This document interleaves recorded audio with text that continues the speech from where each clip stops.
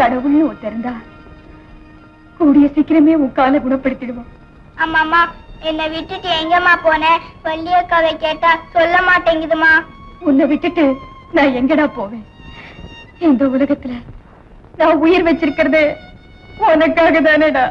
அம்மா அழாதீங்கம்மா, நான் படிச்சு பெரிய நாயி சம்பாரிச்சு தரேன், பூவாக்கி போடுங்கம்மா.